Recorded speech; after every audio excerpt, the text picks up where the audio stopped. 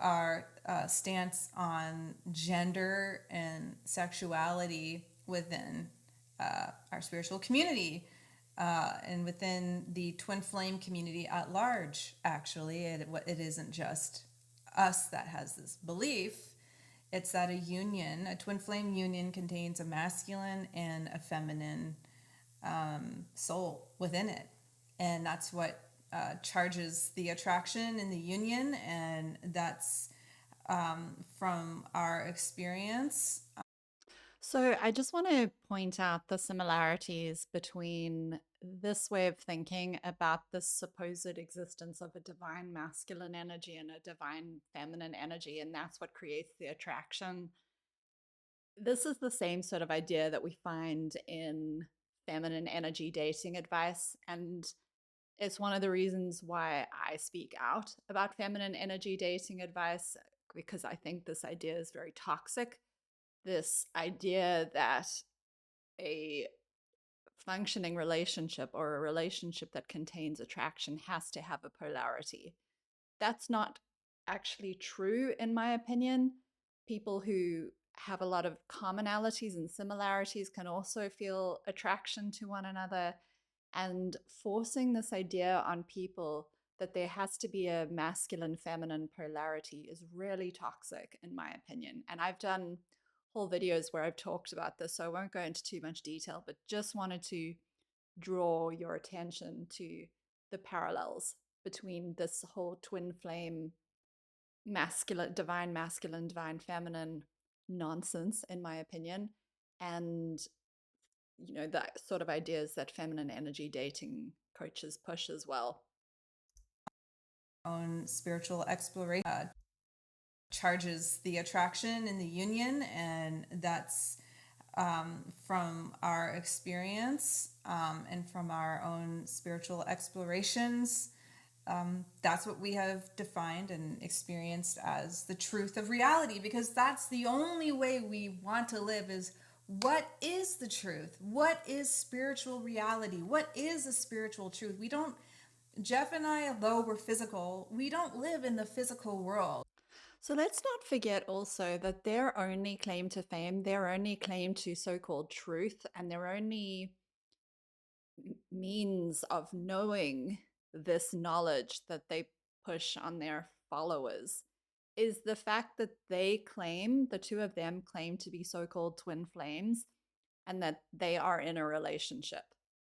That's it. That is the sum total of their expertise, which is honestly very alarming. It's very, very worrying to me that people with so little education, qualifications, so little professional substance have such a significant influence on people. That is very, very concerning to me. World. I keep And skipping. to I'm us, I'm trying to I'm trying to be better in this video about it. Um, but kind of I don't want it to skip any of what they're saying, so I'm gonna try fix that as I go along.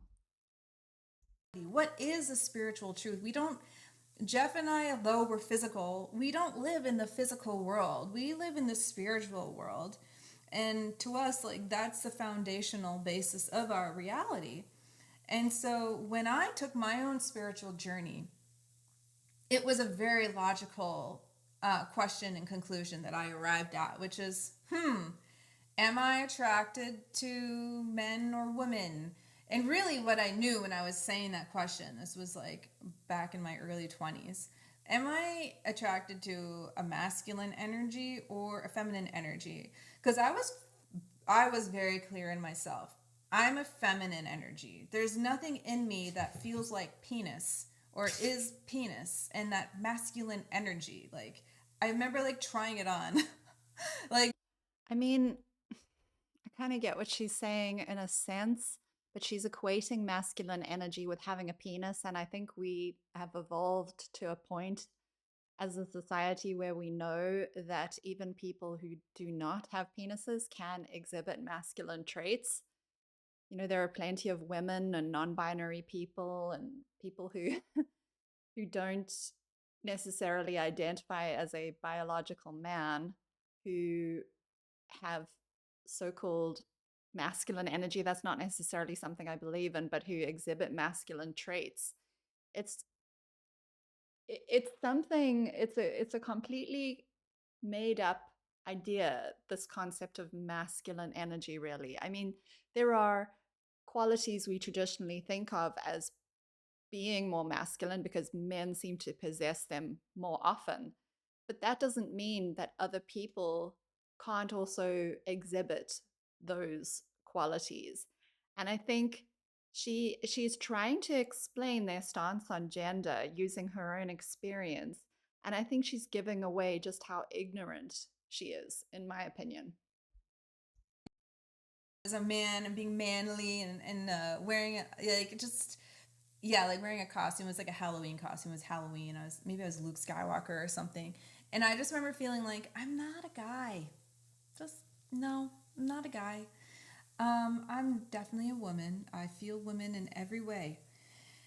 And so that was like my spiritual journey. And I did, like when I was in college, I experimented with a couple women who were more on the masculine edge, and I didn't feel it. I didn't feel it there. And I was like, I don't think it's so much that this isn't my person, but I also think like this is not what I'm actually attracted to. I'm attracted to a man in a male body. And that's fair enough. Her sexuality, her sexual orientation, her gender, what she's attracted to is her business, and that's fine. I don't understand how any of this is relevant to the accusations where people are saying they felt pressured to change who they were. Let's see if she actually ties it back to what people are accusing her of. Or if, like many cult leaders, she just enjoys talking about herself. Because that's kind of what it feels like. It feels like all that Jeff and Shaleia know how to do is talk about themselves. That's all they care about. That's all they have. That's how it's coming across to me. Fundamentals of attracting your ultimate lover is understanding what your polarity is. Am I Mm-hmm. masculine or feminine? Yeah. And am I attracted to the masculine or the feminine? And the twin flame teaching, as far as we've understood so far, this is the cutting edge of our spirituality, is if you want your twin flame, they are the opposite polarity of you, masculine and feminine. If you are on the twin flame journey. And uh, your body is not necessarily an indicator of masculine or feminine. Exactly. It's a spiritual journey you need to take within. And Well, I agree with them on that. Your body isn't necessarily a reflection of whether you identify as more masculine or feminine. So it begs the question, why did people feel as if they needed to change how they presented themselves?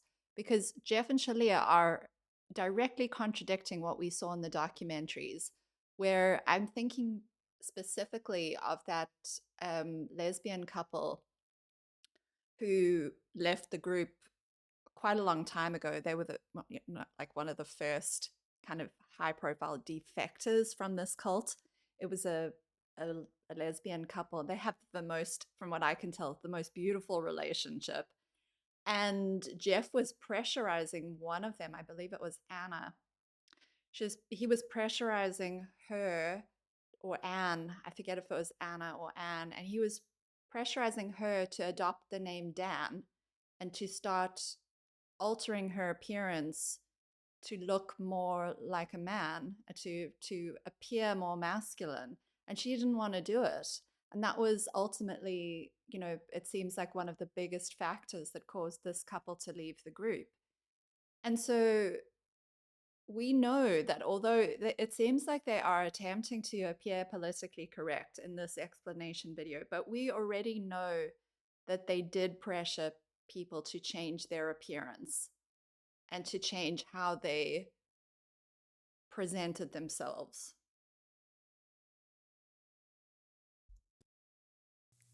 That's hard. Yeah. Period. Right? That one piece alone is not easy.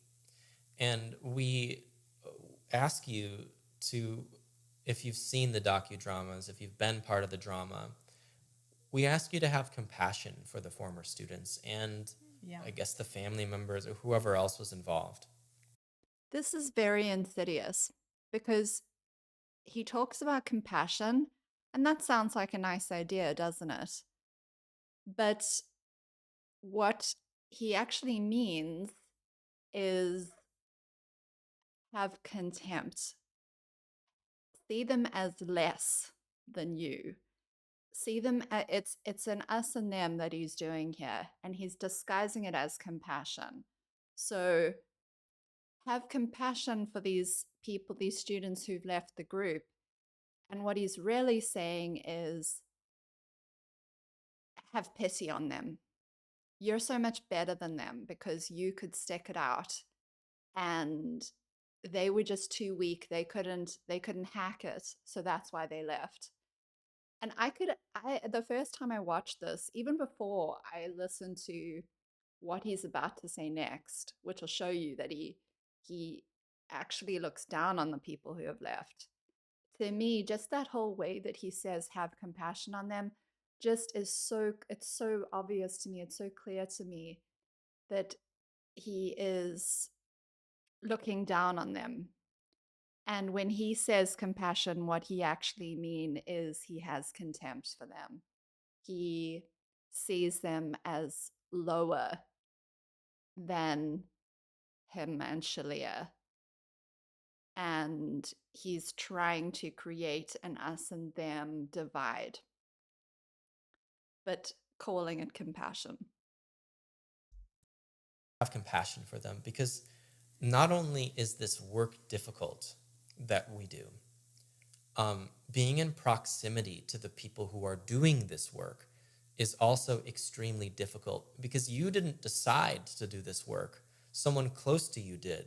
And when you do this spiritual work that we call the teachings of union, the twin flame ascension journey, you're going to change real fast. You're going to transform. And that is what I feel the real root. And here we have him admitting to the cult identity. So, cult experts talk about people who join a cult ceasing to be themselves. They give up their authentic selves in favor of a cult identity. And we see them admitting to it here. They're calling it you're going to change real fast. And this is how insidious it is. This is how it begins. It's sold to you as in these changes are for your benefit.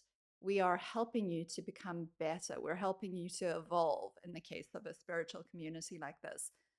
But actually, what you're doing is you're being pressured to reject your authentic self so that the cult can replace that with the cult identity. Is journey, you're going to change real fast. You're going to transform. And that is what I feel the real root of all of this is. All this drama, if you take away the media, if you take away the sensationalism, it comes down to a disagreement between us and a few former students and a few former family members, or family members of students or former students. Yeah. And that disagreement is real. We do not dispute that disagreement. It's okay to have disagreements. And we're not saying all you people who disagree with us, which once again, it's just a small handful. The media wants you to believe it's this huge amount of people. And Quite frankly, even if it's one person who accused them of being forced to change their gender, labor trafficking, being pressured to cut off their family, these accusations of financial exploitation and tax evasion, all these very serious crimes and very serious abuses that Jeff and Shaleia are being accused of. Quite frankly, it doesn't matter how many people are accusing them, even if it's one person. It is still wrong. It still means that there is something seriously wrong going on. If even 10% of it is true, which I don't think it is, as he's trying to downplay it. Oh, it's not that many people. It was just a disagreement. Just again, this language. They use these very innocuous sounding words like upset and hurt and disagreement in order to sweep aside these very serious accusations. Hemorrhaging cult that's falling apart. It's so silly. One of the first things that I said in our original call to the reporter for the Canadian documentary was like, this is not what the majority of people experience. This is not even what the minority of people experience. This is a fringe group of people that have a beef with us.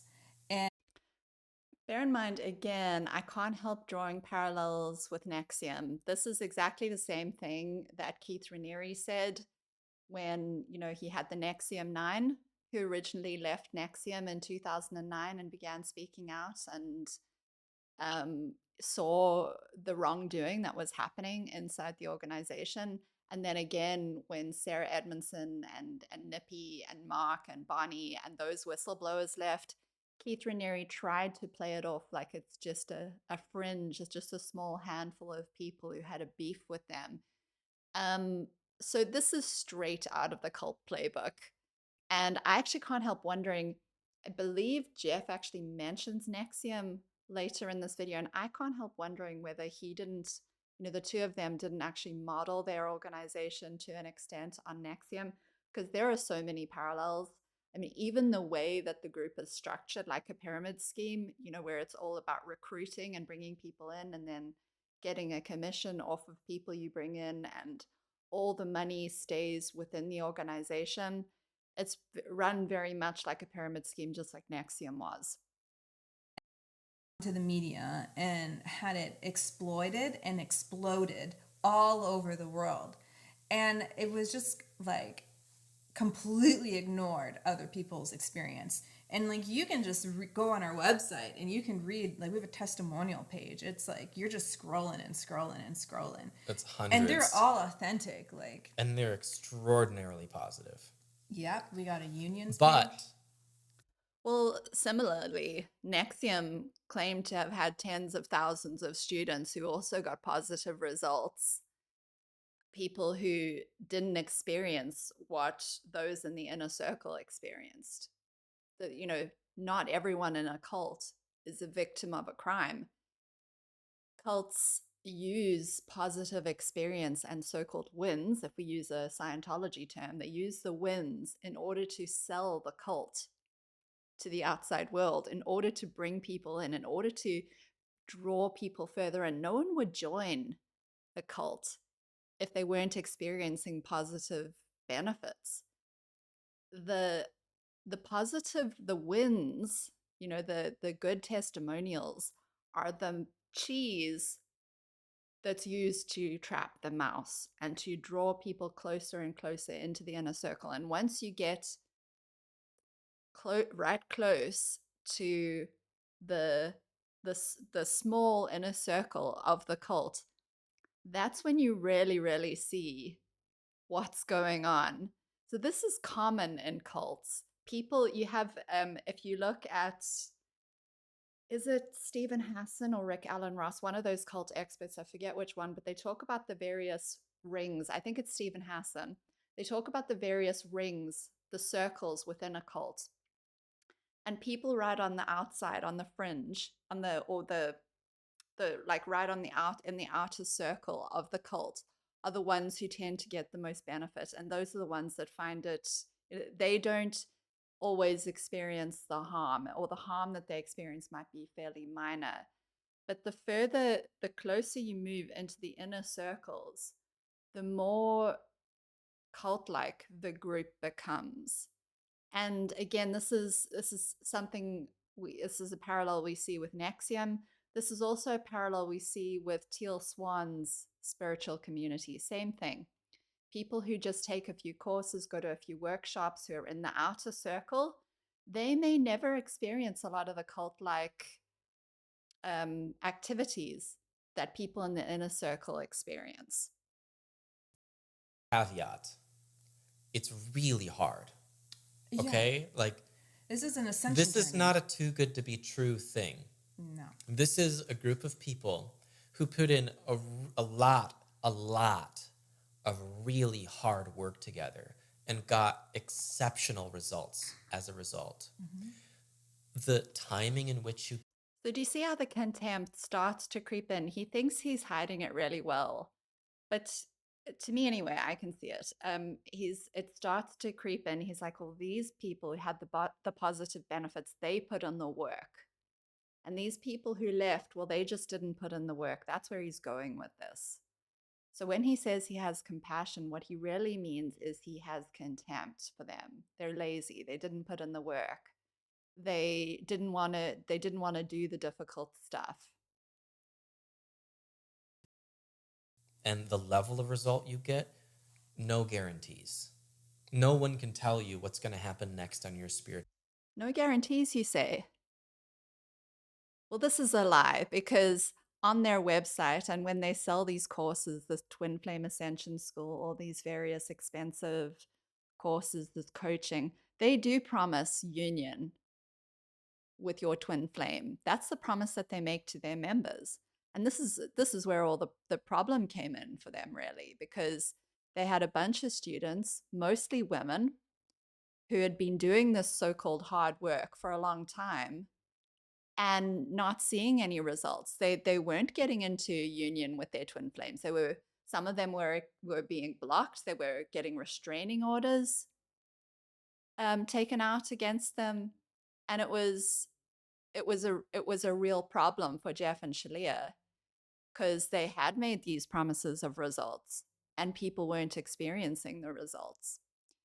So it's kind of it's interesting when it's convenient for him to make the promise of results, as in he's trying to get people in, trying to get people to hand over their money, then he can promise you results. But when it's not convenient, when people are speaking out and saying, well, I experienced all these abuses, suddenly, oh, well, we didn't promise you anything. You just didn't do the work. Tell you just how much or how long it's going to take. You get no guarantees. No one can tell you what's going to happen next on your spiritual journey. No one can tell you just how much or how long it's going to take. But I can tell you this, it's really, really hard. Yeah. It's the hardest thing you can do in life, is look within yourself and feel everything and be okay with what you're feeling. Yeah. And as an aside, throughout all of this, we have worked hard to be our best example of the teachings of union in the spotlight here. Under pressure, enormous global pressure to fold or collapse, they're trying to throw us in jail. They're trying to take our baby away. Like this. Just on that note, something I wanted to mention in my video from yesterday, but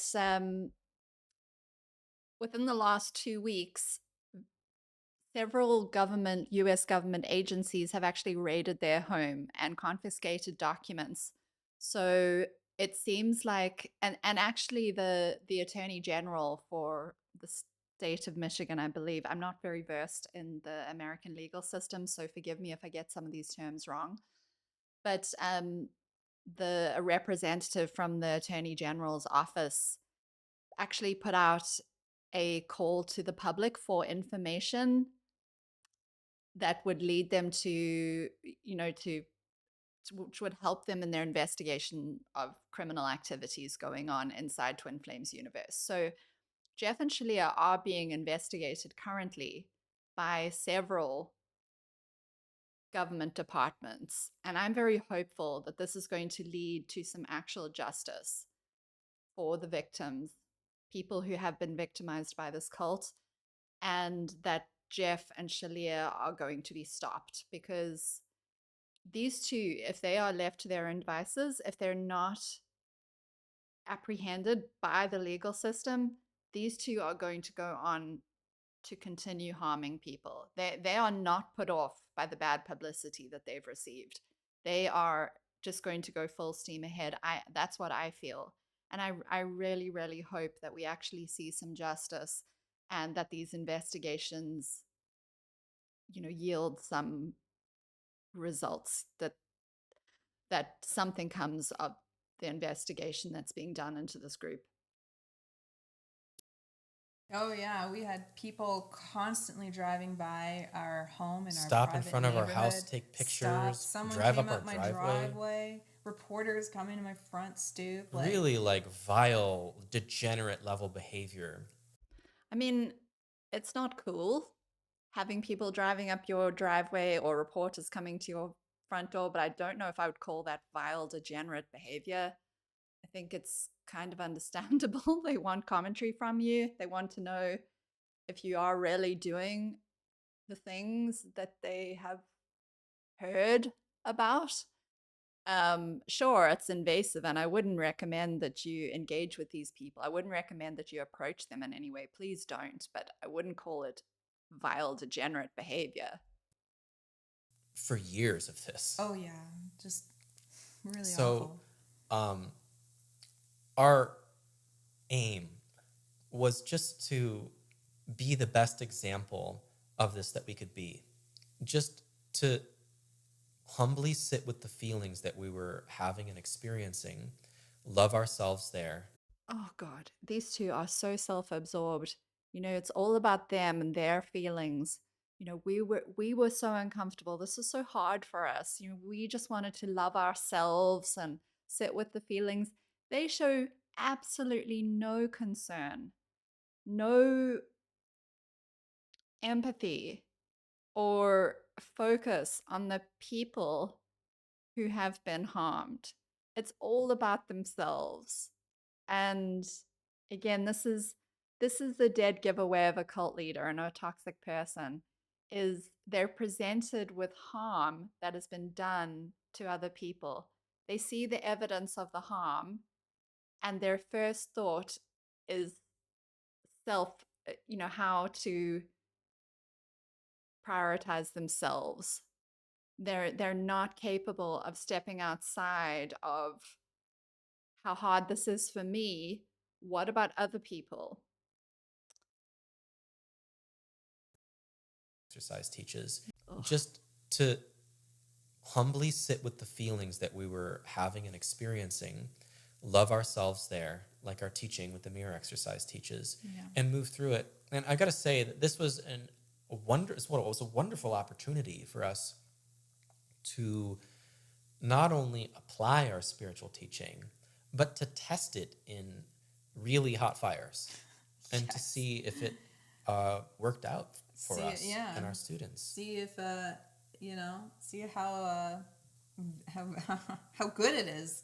Yeah, I want to know. I've based my life on it, so. Oh yeah, we're like scientists, in the lab. Like, exactly. Okay, can we continue to better our lives on this teaching? Because it's not just impacting and influencing us; it's impacting and influencing other people. Mm-hmm. So I'm going to say this again. I said it in the other video, but I personally am not interested in the beliefs. I don't have a beef with what they believe. Whatever they or other people want to believe spiritually is fine. That's their business. And I don't think anyone else really has a serious problem with what they believe either. It's a little kooky, it's a bit wacky. I think it's complete BS. But at the same time, I'm not going to interfere with someone else's beliefs. That's their business. It's about what they are doing. That is where the problem lies. That is the criminal activity, the abuses. And they've yet to address all of that. They're talking about themselves and sitting with the feelings and the mirror exercise, and we're questioning our beliefs and trying to love ourselves. That's all fine. I don't care about any of that. When are you actually going to address the specific allegations of abuse? I mean, I think we already know the answer, but for me, it's just interesting to see how they dance and skirt and you know, dodge and duck and dive, anything to avoid actually talking about what people have accused them of. You know, that it's doing good work, positive work in people's life. We do take enormous responsibility We for do. our teaching and our conduct and our community. How? Have you contacted these people who have accused you of anything? Have you spoken to them? Have you tried to make amends? Have you done anything to attempt to make things right? Have you even admitted to any wrongdoing? I don't think so. Where is this so called responsibility? Where is it? I can't see it. And we do our very best to ensure that it's a healthy community. It's a bummer that some people say that they had A bummer.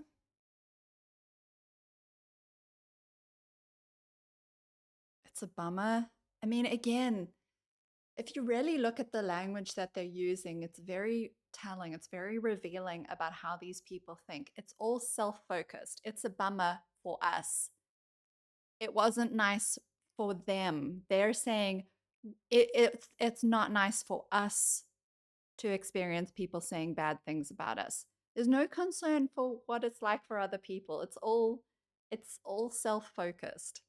And again, if you're wondering if someone is a cult leader or a toxic person, just really look at how they talk. Look at the language that they're using. Where does the focus seem to be? And in Jeff and Shaleia's case, I mean, I think it's obvious.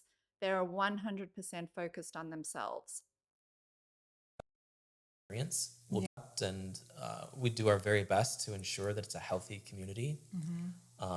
It's a bummer that some people say that they had a not so positive experience. We'll get into that.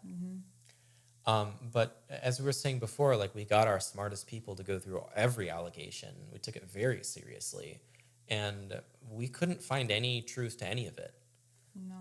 So people asked us, "How come you didn't say you're sorry? Do you feel?" They couldn't find any truth to any of it. Isn't that convenient? They got people within the cult to investigate the allegations, or so they say. Whether that's even true, we don't know. But they got other cult members, people who are still in the group, to investigate the allegations. And what do you know? They couldn't find any truth to the allegations. What do you think would have happened to those members if they had uncovered some truth or a lot of truth to the allegations? Do you think they would still be welcome in the group? I mean, this is just ridiculous. It's the fox guarding the hen house. And I mean, the fact that Jeff and Shaleia claim to be so enlightened and they claim to be spiritual gurus, and yet they can't see, or they seem to have no awareness of how they're coming across, of how culty they're coming across. It's just, I mean, I find it interesting. That's why I talk about it. hurts? We don't feel responsible for the feelings and truth to any of it. So people asked us, "How come you didn't say you're sorry? Do you feel responsible for their hurts?" The derision, the mocking, the contempt that he feels for people who are criticizing them. There's so much derision and mocking. He's got to insult them. He's got to use this voice. Again, these are very serious allegations, and this is how he treats it. This is how he treats the whole thing. Like it's a big joke. For the feelings and choices of others, and neither should you. Yeah. How come you didn't say you're sorry? Do you feel responsible for their hurts? We don't feel responsible for the feelings and choices of others, and neither should you. Yeah. You're responsible for your own feelings and your own choices. We do feel responsible for our conduct and our community and teaching, and To the best of anyone's knowledge, after we scrutinized every detail, we've done a phenomenal job of serving and loving and caring for every single student who has passed through. Right. Well, again, isn't that convenient? You got your own students who are in the cult to analyze your behavior and your conduct. And then you yourself evaluated it. So this is all self reporting, self evaluation. And what do you know? You came to the conclusion that you'd done nothing wrong and that you'd done a phenomenal job. Wow, who would have thought? The former student. Knowledge, after we scrutinized every detail, we've done a phenomenal job of serving and loving and caring for every single student who has passed through Right. our doors to the best of our ability. The former students that were upset about, us inviting them to, look at their gender or sexuality. I mean, no one was forced to change their gender. No one's ever been forced to change their gender. No one's been forced to do anything. Do anything, and it's literally written in our book. We have a chapter in our book on the gender thing, and like you can read exactly how we think and feel about it, and like no one's ever been forced into it. And I would like to know what their definition of force is, because this is how cults kind of slither and slide under taking accountability and taking responsibility. Because coercive control does not require actual physical coercion. You don't need to have a gun to someone's head or physically force them to do something in order to be guilty of coercive control. Coercive control is primarily a psychological form of abuse. It operates primarily based on fear. The person fears what they will lose if they don't comply with what, the person exercising control seems to want. Jeff and Shaleia obviously communicated to these members who say that they were that they were pressured to change their gender. Jeff and Shaleia obviously communicated to those people that that's what they wanted them to do.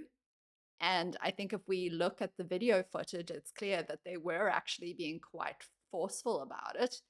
But it doesn't require for coercive control to be present. It doesn't require that Jeff and Shaleia actually had to physically force them. It simply requires that there was a certain amount of pressure being brought to bear with the threat of consequences, the threat of certain things that the person feared losing if they didn't comply. And so the fact that Jeff and Shaleia are either so ignorant about what coercive control is, or just are choosing to ignore it, and I'm not quite sure which one it is. I think it's probably a bit of both.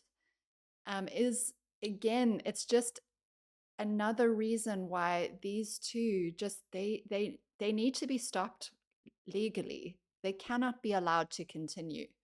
They are oblivious to or do not care about the harm that they are perpetrating on other people. time in our teaching, we were working directly with students at the time. We were forming Twin Flame Ascension School. We were in the middle of it. We were people's guide. Like, this was the relationship. This was the contractual relationship that you got into. You wanted us to help you with your twin flame journey and your ascension journey. And we agreed. We were like, okay, well, you're here, you paid, you say you want this. So, okay, like, let's go. This is what it is. And so when we invited people to look into their gender and to look into their sexuality and, to feel what's there, feel what is the truth, to heal any upsets that arrive, and Why is that their business? Why is it Jeff and Shaleia's business? Why do they have the right to invite people to explore their sexuality and their gender? How has that got anything to do with, you know, being twin flames and your so-called ascension journey? Again, I don't really want to get too much into the beliefs, but I think you have to get into the beliefs a little bit in order to understand what was done to these people. So I suppose Jeff and Shaleia talk about the divine masculine, the divine feminine, and they're using that as, well, these are our teachings. And so that is what led us to so-called invite people to uh, explore their identity and their sexual orientation or what have you. But I don't see how a person's identity is anyone else's business except that person's own business. Who they are, who someone is extremely personal.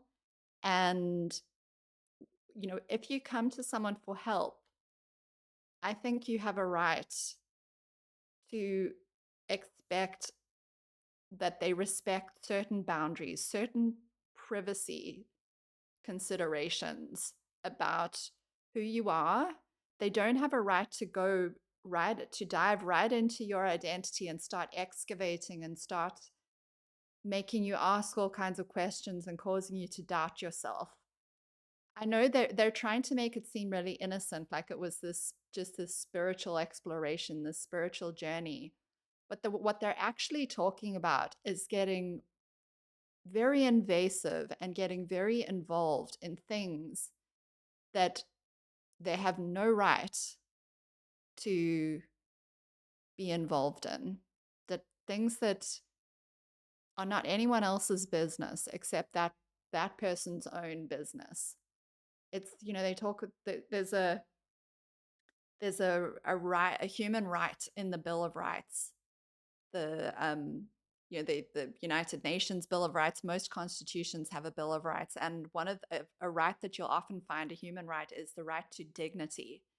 And to me, this infringes on that right to dignity, the right to not have someone else come in and invade your personal identity. That's just, that's how I feel about all of this. It makes me very angry. Conclusion,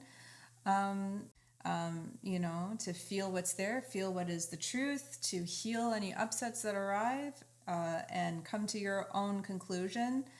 That was what you wanted from us, and that is what we decided to do for you. And there were many people that we invited to look into what their polarity was, and they have never been happier. Like, just absolutely happy and thriving. And they all say that, like, yeah, it was always there before we were even inviting them to look at their polarity. Like, they knew.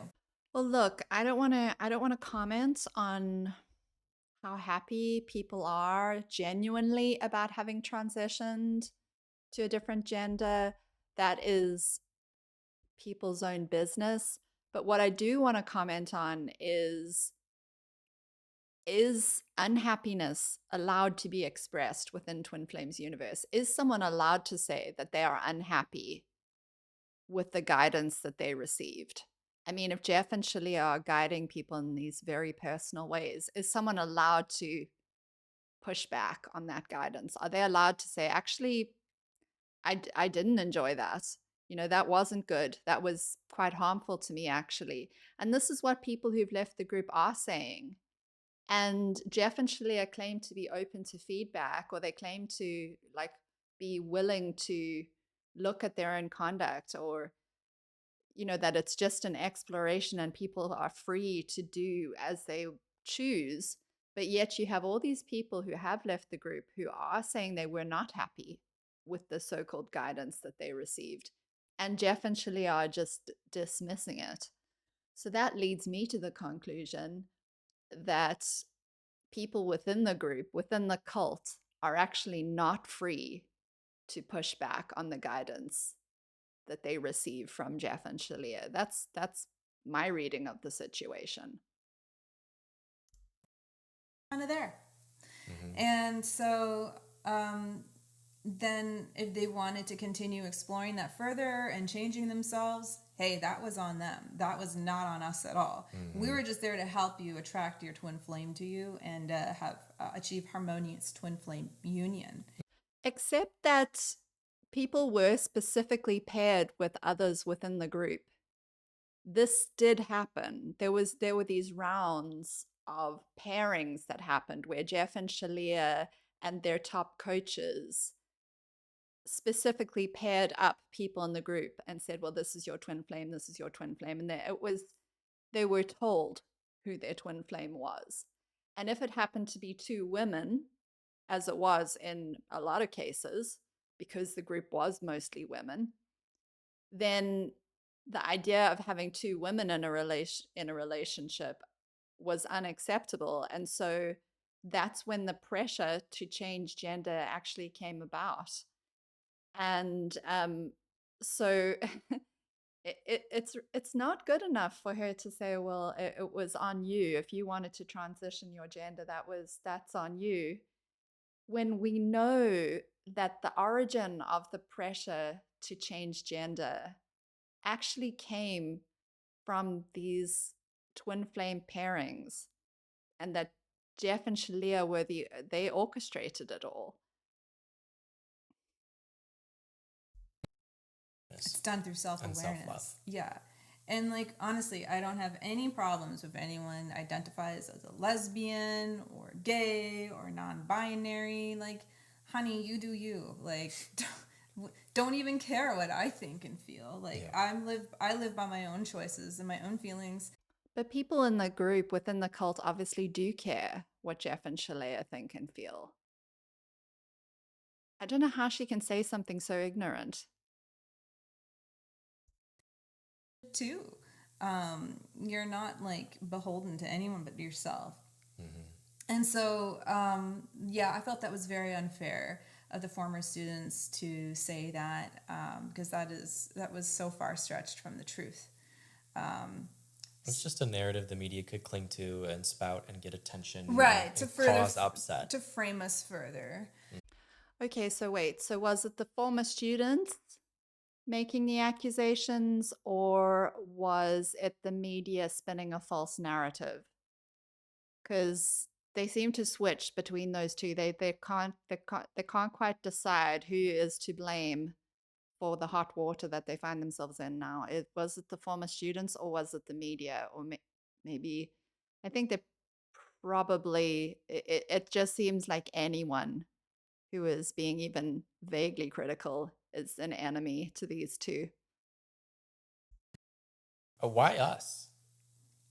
I was thinking about that this morning in preparation for this. And you got to ask yourself, like, why Twin Flames Universe? Why were they like the next swing after Nexium got taken down? Gosh, yeah. Because He our knows society was about thirsty Nexium. for cult stories.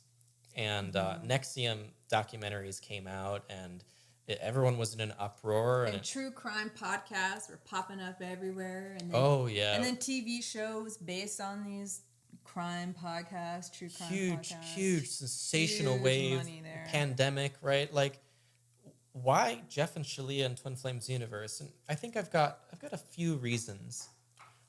First of all, like, Twin Flames was an up and coming, a cultural thing.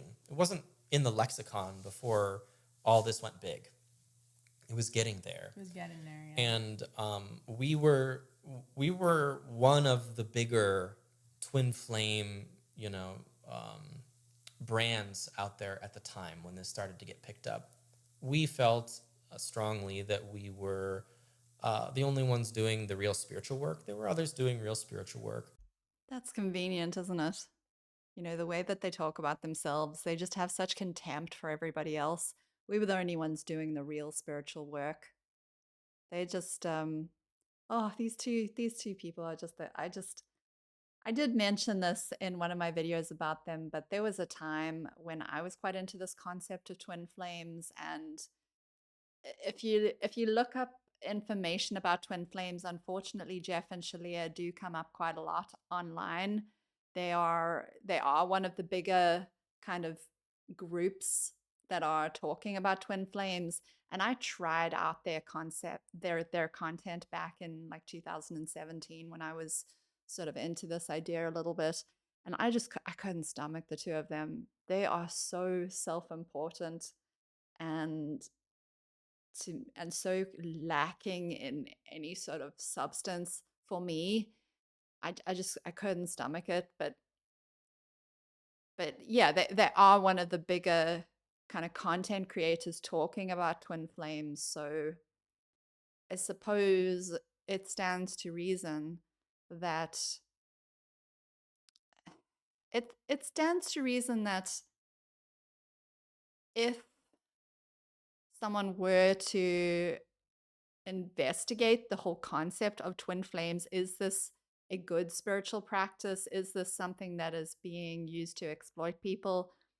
It, I think to me, it makes a certain amount of sense that Jeff and Shaleia would be in the spotlight to an extent.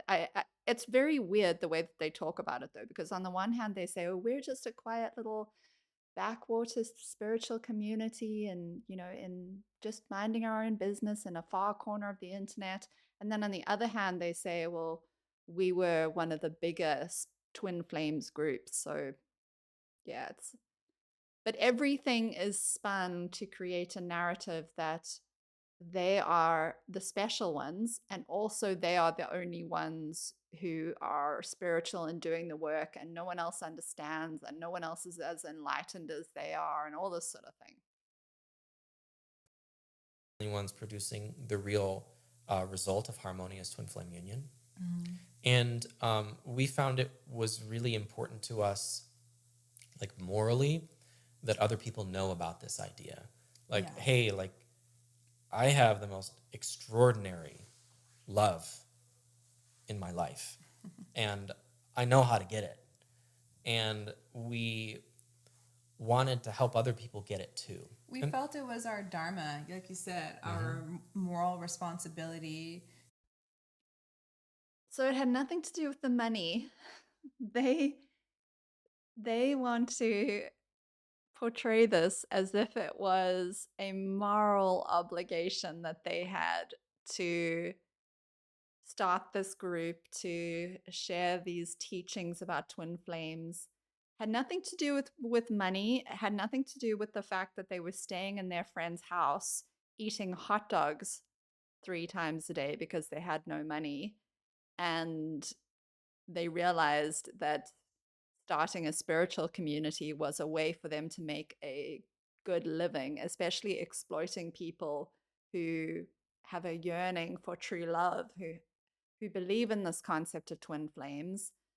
They're actually trying to get us to buy the idea that they believed it was a selfless thing that they were doing for humanity.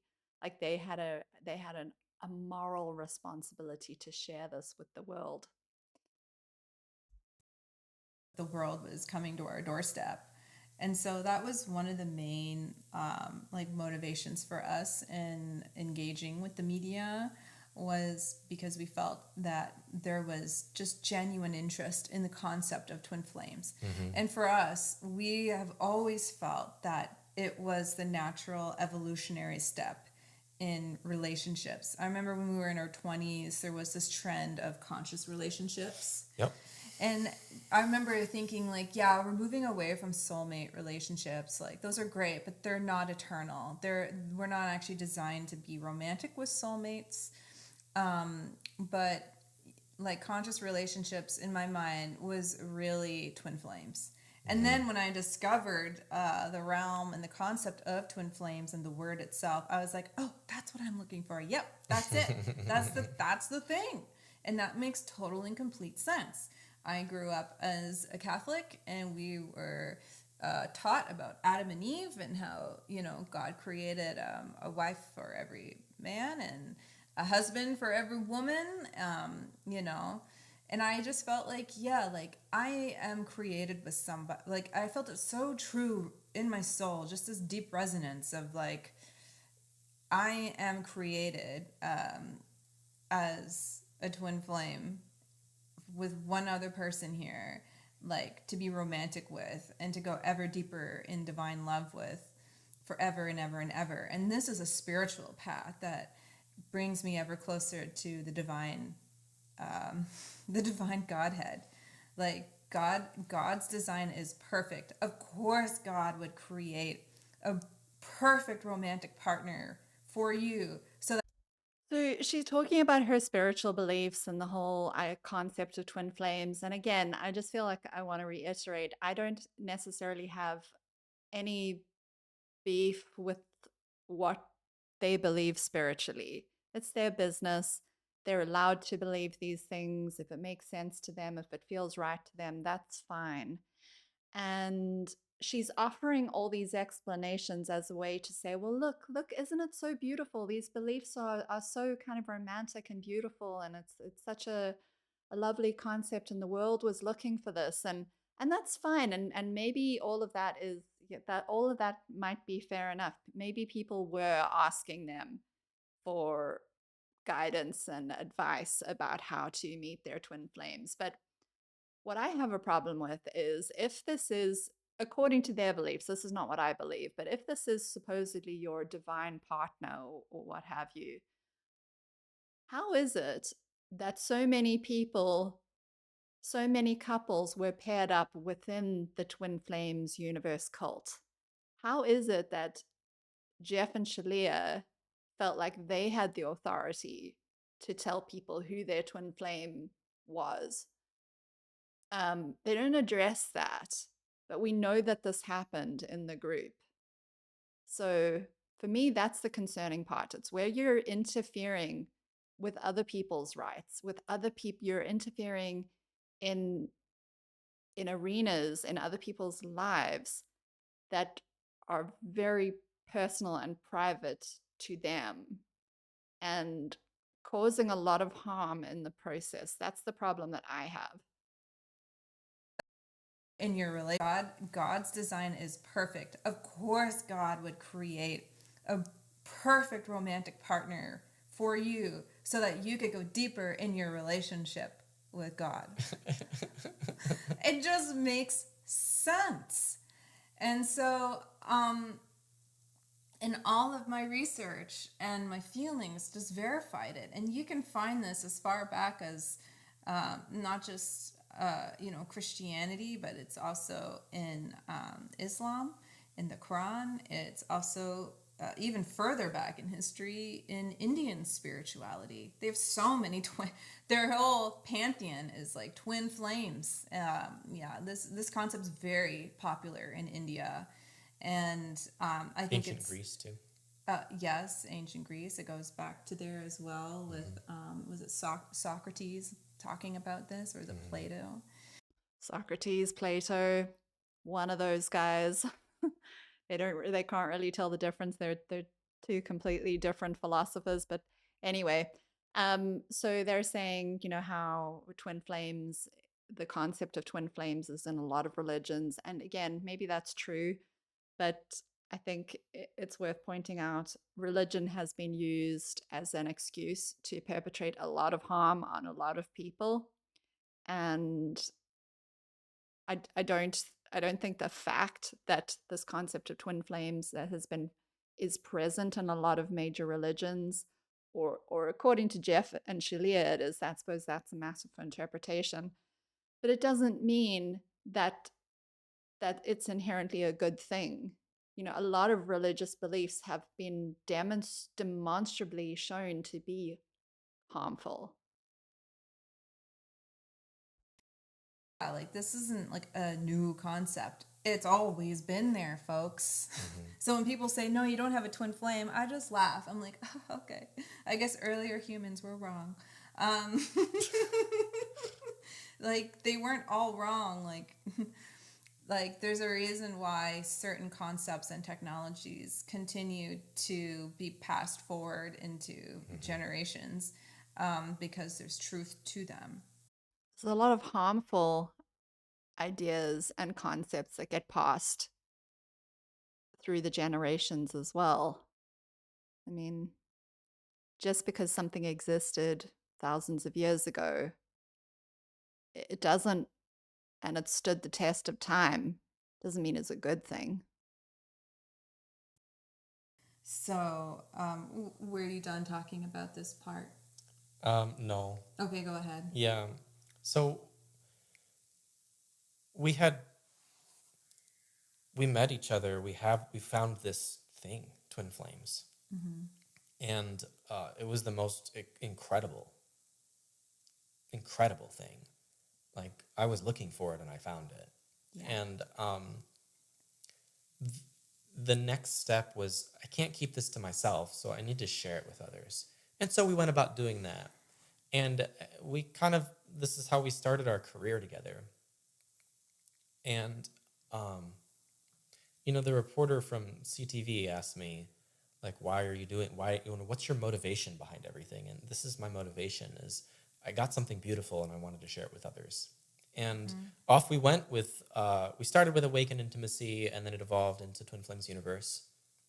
And as we were really picking up steam and growing, it was growing culturally. Like, Paris Hilton met her twin flame and got married to him on 11/11 Yeah. and named her Her her media company 11/11 Media, that she's going to pass on as legacy to her children. And her daughter was born on November 11th. Oh, that's wild. 11/11. Like, hello. Machine Gun Kelly and Megan Fox say they're twin flames. Nora Jones, I think, made a song called Flame Twin. Like this was early on. It was starting to get big, and then Vanity Fair reached out to us after the Vice thing. And so, like, we're kind of contextualizing, like, why us? Like, Twin Flames was getting big in the culture. There was a cultural moment. Yeah, there was a cultural moment and happening. We were at the forefront of it. And the Vanity Fair magazine that came out before our spread showed. So were you a quiet little backwater spiritual community in the recesses of the internet, just doing your own thing in Michigan? Or were you at the forefront of a major twin flames movement? They can't seem to keep the story straight. Couple that they recognize each other as twin flames. It was Shaman Dirk and it was Princess Margaret of Denmark or something. A princess. Sorry, I forgot it's her called name. The Princess and the Shaman, the article. Princess and the Shaman, yeah. And it seemed like they kind of wanted to mint those two as the twin flame leader, because they were much more Hollywood friendly and connected. And they wanted to shun us as the bad twin flame couple. Media plays its little puppeteering games. What did I tell you? They just have to show contempt for everybody. They just have to throw this petty. These two are so petty. They just have to throw shade on everyone. They just have to speak about other people in this very contemptuous way, like, oh, this other twin flame couple, the media was trying to portray them as like the ultimate twin flame couple, and they wanted to shun us. These are such Jeff and Shaleia are such small people. This is such this is these are not, I mean, I know I don't need to convince anyone of this really, but these are not people who deserve any sort of authority, or these are not leaders. These are very small-minded people who cannot speak about what they believe and what they're doing without throwing enormous amounts of contempt at other people. And I just think that's very telling. And again, if you are wondering if something is a cult, if you're wondering about whether something is toxic or whether something is actually beneficial, listen to what they're saying. Listen to what they're saying about other people. Are they able to be equals with other people, or do they have to place everybody else beneath them? It's just another indication that you can look at to see if something is, potentially something you want to stay away from. So I'm going to leave it there for part 2. I'll pick up again in part 3. Just keep going through this video because I think it's really interesting. I'll just kind of do it 20 minutes at a time because it's a lot to get through. But I hope that you found this interesting. I hope that you are kind of as fascinated by all of this as I am. If you have any comments, please feel free to leave them in the comments section. I always enjoy reading your observations, and I hope that you have a great rest of your day. Take care of yourselves. Bye, everyone.